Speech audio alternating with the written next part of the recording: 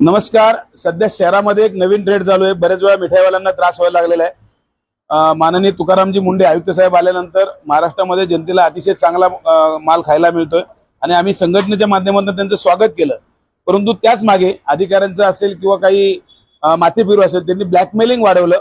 Blackmailing म्हणजे तुम्ही पाणी विकायला का ठेवता, तुम्ही असं त्रास होतोय, त्याच्यामध्ये हे मिक्स झालं, जुराळ आलं, असं खोटं नाटक करून मला ओमेटिंग होतंय आणि त्याच्याकडनं पैसे मागतात.